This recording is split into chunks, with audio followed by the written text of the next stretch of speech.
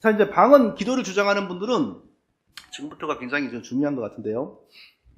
사도행전 얘기만 하면 그래, 사도행전은 그 외국 언어 방언이었어. 근데 기도하는 방언도 있다니까. 어디에? 고린도에 있었어. 이제 이렇게 나옵니다.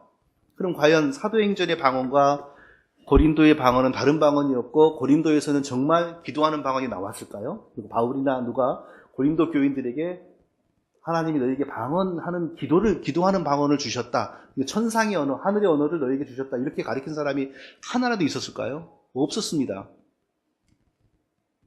자, 이게 굉장히 중요한 본문입니다. 방언 기도하는 사람들이 이 본문을 다 무시하고 또 방언에 조금 연구한다는 분들도 이 본문을 중시하지 않는 경향이 있는데 이 본문을 놓치면은 절대로 현대 방언을 우리가 정체를 알 수가 없습니다. 고린도에 이미 방언에 대한 논란이 막 불붙었습니다. 혼란이 막 일어났을 때예요.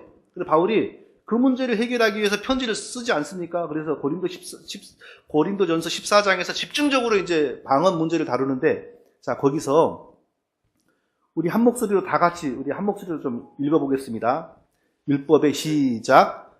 율법에 기록된 바 주께서 이르시되 내가 다른 방언을 말하는 자와 다른 입술로 이 백성에게 말할지라도 그들이 여전히 듣지 아니하리라 하였으니. 여기까지만요.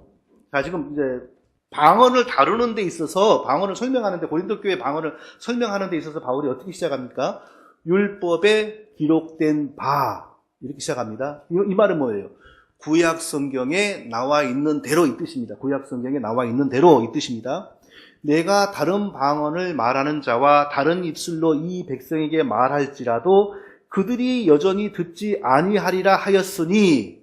자, 이 내용은 구약 성경에 있는 내용을 지금 가져왔다는 겁니다. 율법에 기록된 바 이 말은 구약 성경에 어디에 있는 것처럼 이 뜻이고, 내가 다른 방언을 말하는 자와 다른 입술로 이 백성에게 말할지라도 그들이 여전히 듣지 아니하리라 하였으니, 이 말은 구약 성경 어디엔가는 내가 다른 언어와 다른 그 방언을 말하는 사람들을 통하여 너희에게 예언을 주거나 경고를 주거나 어떤 심판을 행할지라도 너희가 듣지 않을 것이다 라는 말을 구약 성경 어디엔가 되어 있다는 뜻이에요. 그것을 바울이 지금 그대로 가져온 거예요. 그대로 그 본문을. 그러면서 고린도의 방언을 지금 가리키는 거예요. 고린도 교회에. 그럼 그 바울이 말하는 율법에 기록된 바, 이 말은 과연 어디에 있을까요? 지금 이 부분 굉장히 중요합니다. 이 말은 어디에 있냐면 이사야 28장 11절에 있는 말씀입니다. 그러므로 더듬는 입술과 다른 방언으로 그가 이 백성에게 말씀하시리라. 이사야가 이 백성들에게 왜 이 얘기를 했냐면요. 근데 이사야 시대에도 이제 타락이 거의 극에 달하여서 이제 하나님의 심판이 곧 임하지 않습니까? 그러니까 이제 이사야가 예언하기를 뭐냐? 어떻게 하나님이 심판하실 거냐? 더듬는 입술과 다른 방언으로 심판을 한다 이거예요. 언어가 어떻게 심판을 하겠습니까? 이 얘기는 뭐냐? 다른 나라 말하는 사람, 더듬는 입술. 그러니까 우리 입장에서 외국말 하는 사람, 어제 제가 공항에서 오는데 내 옆에 바로 어떤 사람이 우즈베키스탄 말을 막 유창하게 하는 거예요. 근데 제 말은 더듬 하는 소리처럼 들리더라고요. 그래서 나는 한국 사람이 어떻게 이런 말을 배웠냐고 물어봤더니 우즈베키스탄 사람이더라고요. 근데 또 한국말을 제법 잘해요. 그러니까 나는 그 사람이 한국 사람이 그 나라 말을 하는 줄 알았는데 그게 아니더라고요. 근데 하여튼 우리가 전혀 알지 못하는 외국 사람들이 말하는 거 보면요, 꼭 입을 더듬더듬 하는 것처럼 보인다고요. 이게 무슨 말이냐면, 하나님께서 이스라엘 백성들을 어떻게 심판하냐 하면요, 바벨론 군대, 전혀 말이 통하지 않는, 어떤 사람은 아수르 군대로 해석하는데, 그건 틀립니다.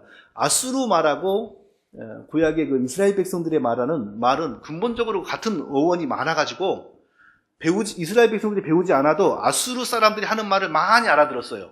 그러니까 아수르 군대, 그러니까 바벨론 군대가 침략하기 전에 몇십 년 전에 아수르 군대가 먼저 침략하는데 아수르 군대 얘기를 하는 게 아니고 이스라엘 백성들의 입장에서는 전혀 알아듣지 못하는 말을 바벨론 군대의 손을 통하여 하나님이 이스라엘 백성들을 완전히 심판할 거라는 얘기라고요. 이사야 이 얘기가.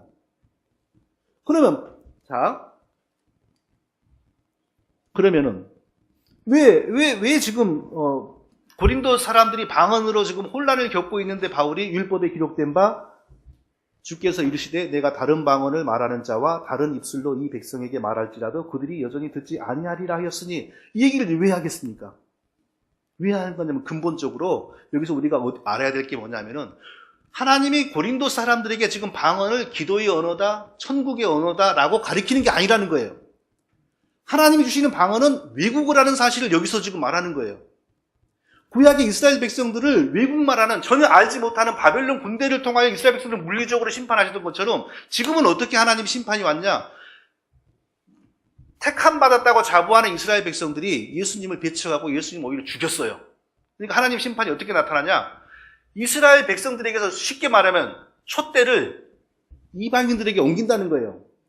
믿지 않은 완악한 이스라엘 백성들을 하나님이 버리시고, 그러니까 영적인 심판이에요. 영적으로 버리고 믿는 이방인들을 하나님 백성으로 삼는다는 거예요. 그러니까 이전에는 이방인 군대가 와가지고 예루살렘을 두들겨 팼어요. 그렇게 심판이 이루어졌어요. 그런데 지금은 어떻게, 신약시대에 와서 어떻게 하나님 심판이 임하였냐? 믿지 않는 유대인들을 하나님이 하나님 백성에서 제외시켜버리고 그 대신 하나님이 이방인을 자기 백성으로 삼았다는 거예요. 그걸 설명하는데 그 증거가 뭐냐? 방언으로 나타나는 거예요. 외국말. 그러니까 이거 생각해 보면 되죠. UN 회의장에서 대한민국 언어가 회의장의 언어로 채택될 가능성은 0%입니다. 영어뿐이죠. 왜 그러겠습니까? 영어 쓰는 미국이라는 나라가 세계의 최강대국이고 최선진국이고 가장 지구를 대표하는 민족이기 때문이죠. 그런데 만일에 천지가 개벽해가지고 한국말이 유엔의 공식 회의의 공식 언어로 채택이 된다고 생각해 보세요. 그게 뭘 의미하는 겁니까? 대한민국이란 나라가 세계의 가장 선진적이고 세계를 대표하는 나라라는 뜻 아닙니까? 하나님이 이방인의 언어를 채택해서 예수 그리스도를 증거하는, 이게 성경의 방언 아닙니까? 그거 자체가 의미하는 건 뭐예요? 유대인들에게 그동안 너희들 너무 까불었다. 너희들 무슨 막 택한 백성이라고 막 이방인들 무시하고 그랬지 않았냐? 그러나 지금부터는 이 믿는 이방인들이 내 백성이야. 내가 이들에게 성령을 주었어. 너희들은 미안하지만 불순종하니까 버림받았어. 이 메시지가 바로 방언 안에 포함되어 있는 아주 무서운 경고의 메시지라고, 이게 심판의 메시지라고요. 그러니까 유대인들은 이제 성경 여러 군데를 보면은 이 방언이 나타날 때 깨어있는 유대인들은 두려움을 갖게 돼요. 하나님이 우리 선민이라고 자부하고 완악한 우리를 버리시고 이 이방인들을 자기 백성으로 삼았구나. 그래서 거기서 회개가 나오고 두려움이 생겨서 깨어있는 일부 유대인들은 하나님께 굴복을 한다고요. 예수님을 받고. 그러니까 여기서 그러면은 보세요. 방언을 믿는 자들을 위하지 아니하고 믿지 아니하는 자들을 위하는 표적이나, 은사주의자들이 아주 이건 잘못 해석을 하고 있죠. 믿는 자들을 위하지 아니하고 믿지 아니하는 자들을 위하는 표적이다. 방언이. 그게 어떻게 해석하냐? 우리 옆집에 안 믿는 사람이 있어.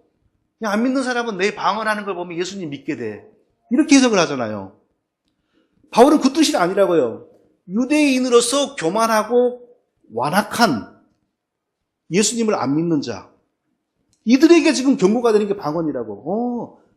하나님이 그 천한 이방인들의 언어로 예수 그리스도의 큰 일을 설명을 하는 걸 보니까 이제부터는 복음의 중심이 이방인이야, 이방인. 이렇게 된다고, 이렇게. 그러니까 방언으로 말미암아 나타나는 가장 큰 결과가 뭐냐? 이방인이 하나님의 몸된 교회의 정식 멤버가 됐다는 게 수용되기 시작한다고요. 그리고 유대인들은 교만하고 있다가 버려졌다는 거. 그러니까 방언은 믿지 아니한 자들을 위한 표적이나, 이게 그 당시에 예수님을 여전히 거부하는 유대인들을 말하는 거예요.